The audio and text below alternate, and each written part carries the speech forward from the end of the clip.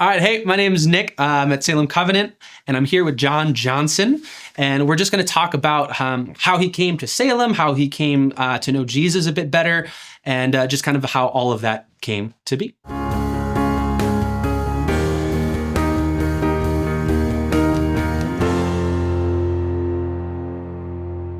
So I started seeing you come into Salem a few months ago, pretty consistently. So how did you get connected with Salem? The bike blessing. Oh, okay. Yeah. Gotcha. I saw something on Facebook about it, and I had never been to a bike blessing. Yeah. And so I came to that, and then it was, when was that? June-ish? Yeah. Something along those lines. And then it was a few months before I actually started coming here because I wanted to find somewhere better for the kids to fit in as well. Mm-hmm. So yeah. So with the bike blessing, you're a biker then? Yeah. Yeah. Okay. Did you bring your bike to the bike blessing, or did you just show up? Yeah. Okay. I don't know. I was just asking. Yeah. Okay. Gotcha. And then I saw you know Mike. Yeah. I went to Front Porch. Yeah. Okay. Because I first met him at the bike blessing, and he told me about the Front Porch, and I've looked at some of the small groups and they sound interesting, but I wanted to give him kind of first attention because he was my first introduction to Salem. Sweet. Like as soon as I parked the bike, he was walking up to me. So I was like, hi, okay. And then he actually gave me a little book that has the gospel according to Matthew, Mark, Luke, and John. Okay. But it's a real shortened version. Yeah. And it's basically just the highlights of what Jesus did. Yeah. And I read through it and I liked it so much I went on the website and got a box of 50 sent to me. Really? And so, yeah. Okay, so then tell me just a bit about your background. Where are you from? From here. Well, I was born in Arkansas. Not from here. No. I moved up here when I was like 18 months old. Gotcha. Okay. So besides my time in the Navy, I've lived up here my whole life. Okay. Yeah. Well, minus a month in Nebraska, but we don't like to bring that up. Okay, I'll cut that out. Yeah. No, it's Nebraska. Nobody likes Nebraska. Yeah. Okay. So then, tell me a little bit about like just your life then growing up, and then kind of what led you to then start deciding to like, hey, I'm going to listen to Life 97.3. I wasn't always the best kid. Okay. I did get in a lot of trouble. Didn't really have like drug issues. I did drink quite a lot. Okay. And I guess that looking back now that I've gotten to where I am in my relationship with Jesus, and I know that nothing that has happened in the past by accident. Yeah, sure. I feel like this had to have been him telling me, you need to change when we got pregnant with our daughter. Okay. Like I stopped drinking. I didn't even have a drop of alcohol for 4 years. Wow. Okay. Just because I was tired of, I dreaded weekends because I would get drunk to the point where I'd black out. I'd end up in the drunk tank. Yeah, sure. There was a couple times early on in our pregnancy or in our marriage that I'd wake up on the floor or something in the living room. Yeah. And like, where's Danny? I had to bring him over to mom's because you were passed out. Yeah, sure. So it's like, she's definitely put up with a lot. Okay. So tell me just about your mind, your thought process, some emotions that you had, like in those moments of, I got to start getting my life together, right? After your wife, took Danny, that's your firstborn? Yeah. Yeah, took Danny away for, a little bit because of your choices. Well, no, she had to go to work. So it wasn't like she left. Yeah. So just, describe to me just kind of where your mindset was there. And then kind of like just leading up to kind of just some small, it sounds like small little choices to change. And then. Well, my mindset, I don't really know. It was selfish. To be married and to have one or two kids, because I had a drinking issue with both the boys. Okay. And they've seen me get in trouble when they were younger, and that just made me feel like such emptiness, I guess. And just picturing, her leaving with the kids, like I had to change something because I knew they meant the world to me.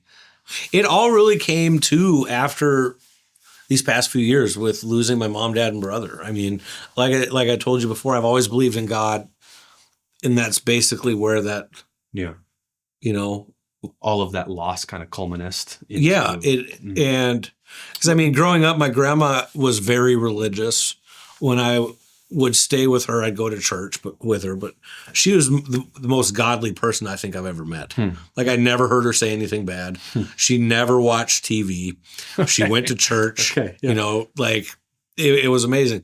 And I wish that she could have been around now with where I am in my relationship, just so I could talk to her about this stuff. Because wow. Yeah. So you lost your father, your mother, and your brother. Yeah. In what order did that all happen? I lost my mom in heart attack in 21. Okay. And then it was about 6 or 8 months later that my brother, I think he just gave up. Okay. That was kind of rough. And then Dad last year, he called my wife, Nicole, and said, I think he called on a Sunday and said ever since Friday, any meal that he's been eating, he throws up. And my wife's in the medical field. Okay. So she's like, okay, we're going to bring you in tomorrow, you know, and she takes him in and we find out that he has pancreatic cancer. Oh. And then 6 days later, he's gone. Wow. Oh, wow. I'm sorry to hear that. Tell me then about in that time, just that 3-year span or so, you started listening to Life 97.3. Yep. Because you randomly saw their sign that said Christmas music. Yeah. You like Christmas music, so you're like... I didn't even know there was a Christmas station. Yeah. You know? And then I started listening, and you listen to it now for like a month straight of just Christmas music. Yeah, it's a lot. Which is awesome. And so I can turn that on at home. And my Cora, who's 5... she loves listening to the songs. She's heard a couple songs. They must have played them here in youth group. Okay. Because when I'd be driving with her in the car listening to Life 97.3, Burn the Ships from For King and Country. Okay. Came on, she said, Dad, turn this up. And she starts singing it like as loud as she can. It's so awesome. Yeah. I mean, that's so much better than her singing some other song that has terrible meaning that she heard at school. Right. You know, so... Right. Tell me a little bit about how then just the impact that the words and then just what it's done to your soul and your walk with Jesus. I definitely think that it's helped me become a better parent. Okay. Even though, I mean, I'm not a perfect parent, there's still a lot that I need to work on. Sure. Because of my relationship with Jesus and like when I listen to Life 97.3, listening to the songs and stuff, that helps me see things from a different perspective. And so like maybe patience wise or something. Cause I mean, I have 2 teenage boys, not easy on the patience. Sure. And you were once a teenage boy. Yes, I know. And I have a 5-year-old girl that everything's got to be her way. Yeah. So it's a lot of patience. Sure. Yeah. Yeah. I mean, that's really it. Just like the songs. I mean, like Count My Blessings. That the first time I heard that, it brought me to tears, you know, because I have so many things in my life that God has gave to me, my home, my family. I could be, you know, on the street doing drugs right now. Right. Because my life has not always been the best path. Sure. And so you got to be thankful every day and count your blessings for what you have, because it could be gone tomorrow. If you actually took it to heart and like followed through on doing kind of the things that it says, count your blessings, or like the new Crowder prayer song, you know, it's like prayer, like actually do that thing. Yeah. It's the message, the lessons, if you actually follow through on them, can lead you in a very different direction in life. And you know what's cool about that is I've heard songs on Life 97.3 that have touched me to like a tearful level. Yeah, sure. I'll look it up on YouTube and they'll be like 4, 5, or 6 years old. Sure. I'm like, wow. Yeah. And like somebody had said, you know, God makes everything beautiful in its time. There was a Phil Wickham song that's like 10 years old. Yeah. But I can't remember the name of it, of course. Sure. But in like Jesus Way, I lived the Jesus way. That incident I told you with my neighbor. Yeah. You know, when things could have got physical, I chose the Jesus way. Yeah. Literally, here's the Bible. Yeah. So, yeah.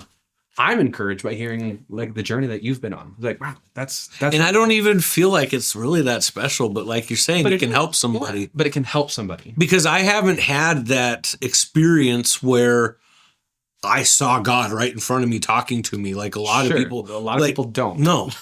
And it's just been, 3 years of a lot of heartache that I could have just gave up. Sure. Yeah. Yeah. And because but you're saying like we haven't seen like the face of God, or we don't audibly hear God, but we see God working in your life. Yep. And like that's to an extent kind of the best that we've got in some situations. There are some people who hear God and they are led in different ways. Like God works differently through every single person. But I think the most consistent and one of the most powerful is, it's like God took away my addiction for tobacco. I've had cold turkey, haven't got that, haven't had the shivers, and to me that's really cool. It is. Wow, my God is awesome because of what he did in your life. Right. The world needs Jesus, man. Yep. I say that every day. I don't know how many times a day. Yeah.